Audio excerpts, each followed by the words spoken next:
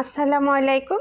যারা একটু স্বাস্থ্য সচেতন আর একদমই অল্প তেল এবং অল্প মশলায় রান্না খাইতে চান তাদের জন্য আমার আজকের এই রেসিপিটা কিন্তু একদম পারফেক্ট একটা রেসিপি।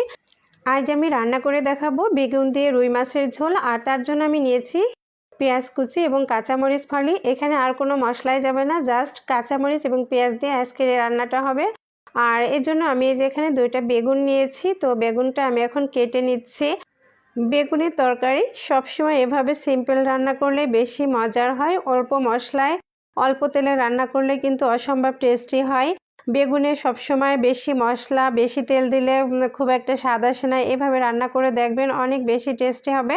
আমার বেগুনে পোকা ছিল, তো পোকা অংশটা আমি ফেলে দিচ্ছি। যেহেতু সবজির অনেক দাম, সেহেতু আমি পুরো বেগুনটা না ফেলে পোকার অংশটা ফেলে দিয়ে বাকি অংশটা নিচ্ছি।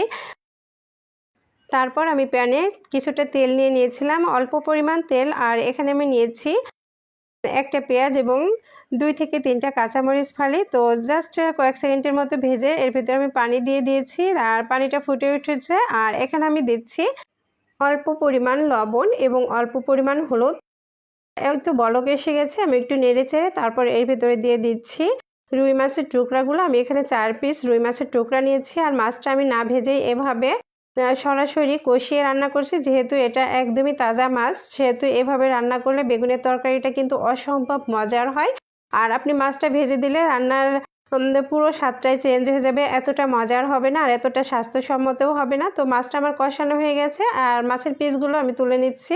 তো জাস্ট পিসগুলো তুলে নিলাম, মশলাটা থেকে গেল। আর ওই মশলার ভিতরে আমি এখন দিয়ে দিচ্ছি পানি।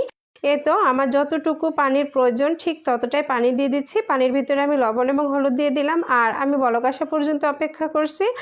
তো লবণ হলুদ মিশিয়ে দিয়েছি আর বলক এসে গেছে। আর বলক এসে গেলে এর ভিতরে আমি দিয়ে দিচ্ছি এই যে কেটে রাখা বেগুনের টুকরোগুলো।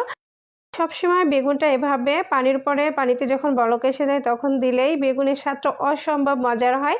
বিশেষ করে যশোর অঞ্চলে এভাবে রান্না করে এটা কিন্তু অনেক টেস্টি একটি বেগুনের রান্না, অনেক বেশি ভালো লাগে। আমি এখানে মরিচের ফালিগুলো দিয়ে দিয়েছি আর দিয়েছি খুবই অল্প পরিমাণ তেল। তো অল্প পরিমাণ তেল মশলায় বেগুনের রান্নাটা হবে একদম দুর্দান্ত, অসম্ভব মজার হয়। একদম সাদামাটা রান্না, কিন্তু খাইতে খুবই মজার। গরম ভাতে অসম্ভব ভালো লাগে এটা খাইতে। তো ঢাকনা দিয়ে ঢেকে আমি কিছুক্ষণ রান্না করে নিলাম। ঢাকনাটা তুলে নিলাম। ঢাকনাটা তুলে নেওয়ার পর এই তো বেগুনটা প্রায় সিদ্ধ হয়ে গেছে। আর তো আমি এখন এর ভিতর দিয়ে দিচ্ছি কষিয়ে রাখা সেই রুই মাছের পিসগুলো। যেহেতু এটা একটু কষিয়ে রাখা, সেহেতু আগের থেকে এই মাছের পিসগুলো দিতে হবে। আর বেগুনের তরকারিটা খুব দ্রুত হয়ে যায় আর এটা খুব দ্রুতই রান্না হয়ে যায় আর খুব দ্রুতই সিদ্ধ হয়ে যায়। এজন্য মাছটা আগে থেকে দিবেন, তাহলে ভালো মতো জাল হলে মাছের স্বাদটা সুন্দর আসবে।